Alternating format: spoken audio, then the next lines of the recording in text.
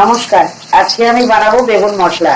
দেখুন, আমি বেগুনটাকে এমনি করে কেটে নিয়ে হালকা ভেজে নিচ্ছি। বেগুন মশলা বানাবার জন্য একটু সরষা আর রসুন বেটে নেব।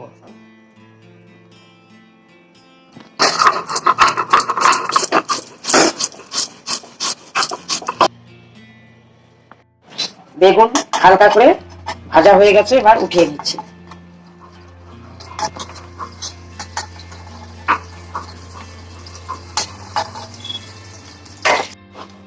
এই কড়াইয়ে আমি একটু তেল দিয়ে দিচ্ছি।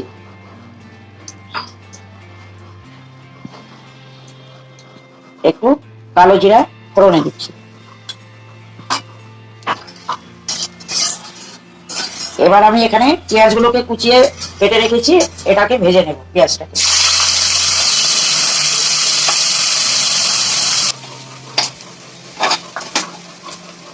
পেঁয়াজগুলো ভাজা হয়ে গেছে, এবার আমি টমেটো দেবো।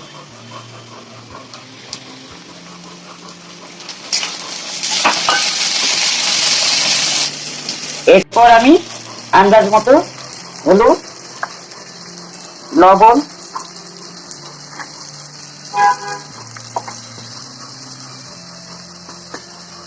একটু লঙ্কার গুঁড়ো দিয়ে দিচ্ছি। এখন ধনে গুঁড়ো দিচ্ছি, একটু জিরে গুঁড়ো,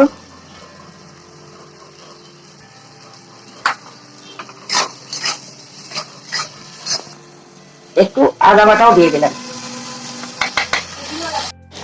একটু কাশ্মীরি লঙ্কার গুঁড়ো দিয়ে দিলাম।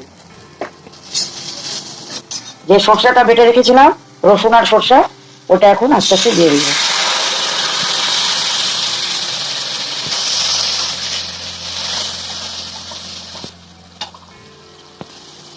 একটু জল দিয়ে দিচ্ছি।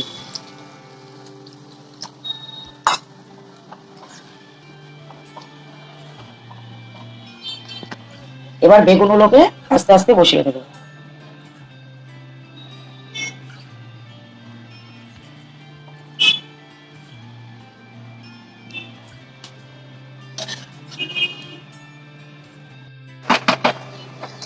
এবার আমি একটু লেবু রস দিয়ে দেবো।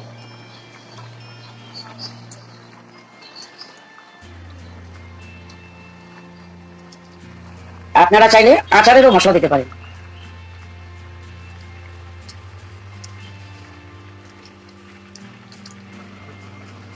ফুটে উঠলে একটুখানি চিনি দিয়ে দেবো।